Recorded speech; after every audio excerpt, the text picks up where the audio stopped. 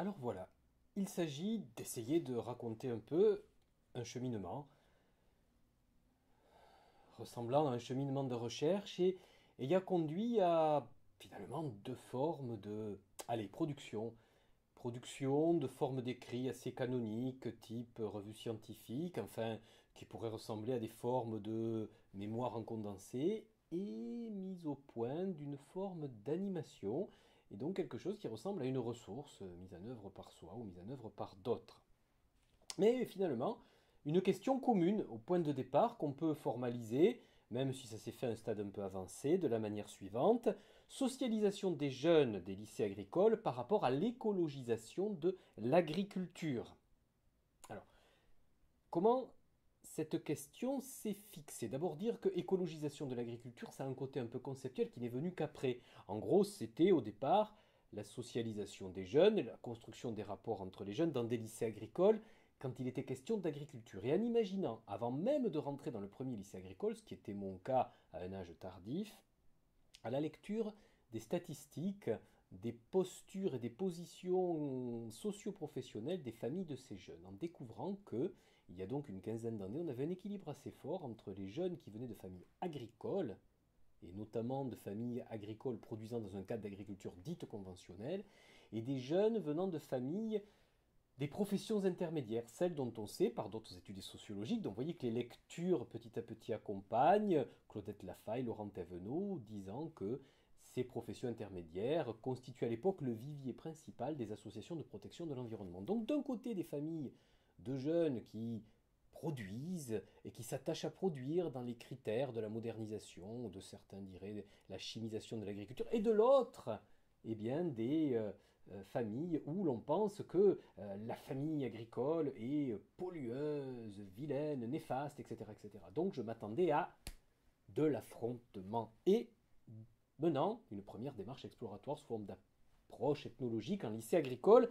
Je n'ai pas découvert ça, j'ai découvert plutôt des sortes d'évitements.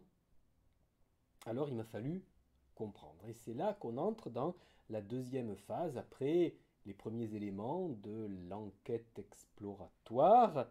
Commençons par voir d'abord le cheminement qui ressemble à une approche un peu canonique de recherche amenant à, allez, des mini-mémoires de recherche. Des lectures sur mon approche, méthodo, les anthropopages, construction, approche d'une figure d'opposition, et puis compréhension plus fine de ce qui peut se passer chez certains jeunes de familles agricoles. Héritage refusé, Patrick Champagne, voilà une référence. Comprendre des cadres de socialisation, préciser le concept de socialisation grâce à Nicolas Renaï, les gars du coin, socialisation en milieu rural, et compréhension de la socialisation en rapport avec des positions socio-professionnelles de famille. Lui, il a travaillé sur les familles ouvrières en milieu rural en Bourgogne, par exemple. Et puis, arriver enfin à comprendre comment pouvait s'appeler cette question sociale en évolution, que Benoît Leroux appelle l'écologisation. Cette manière de prendre l'agriculture en prônant petit à petit agriculture biologique, agroécologie, donc entrée de l'écologie dans la conception des agricultures. Et puis à partir de là, rentrer vraiment dans un processus de recueil potentiel de données et donc de choix de méthodes associées, en prenant en compte la question des contraintes, en se disant, moi j'ai envie de comprendre ce qui se passe au niveau des jeunes, donc j'ai envie de recueillir des éléments de discours, mais je suis dans un cadre de contraintes, il me faut des moyens pour aller travailler. Je vais m'insérer dans un projet CASDAR qui se passe à Chartres, là-bas.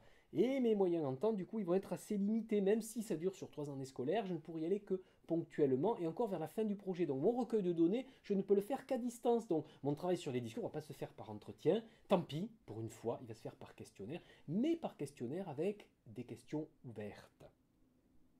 Donc, je recueille ces questions ouvertes, je traite ce questionnaire, je traite ce recueil de discours et finalement j'arrive à formaliser des positions de jeunes par rapport à l'agriculture conventionnelle et à l'agriculture biologique qui montrent que je ne suis pas là, mon hypothèse est à nuancer, je suis là, dans un gradient de position où il y a bien un moment donné entre extrêmes de l'affrontement potentiel, mais où il y a des choses qui se rencontrent un peu entre les deux.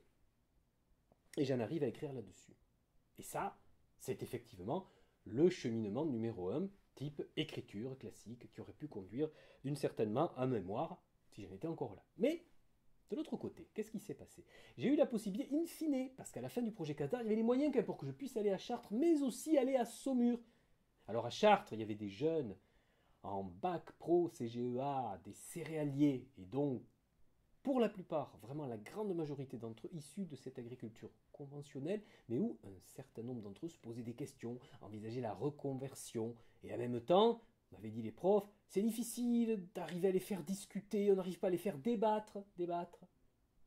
Et puis, d'un autre côté, il y avait Saumur, avec un clivage dans une classe entre... C'est de la viticulture là-bas. Il y a des jeunes issus de familles où on fait la viticulture biologique et d'autres la viticulture conventionnelle. Alors la prof m'avait dit, c'est compliqué entre eux, c'est compliqué.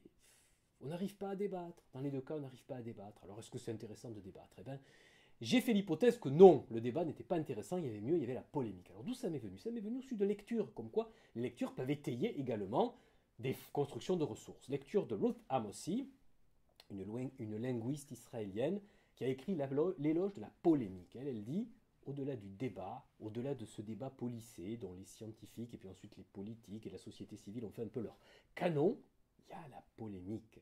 Celle qu'on a un peu vilipendée, mais celle qui revient par Internet, et puis celle qui existe de toute façon peut-être de manière nécessaire dans tous les groupes qui ont besoin de se constituer comme des formes de résistance avant d'exister peut-être autrement.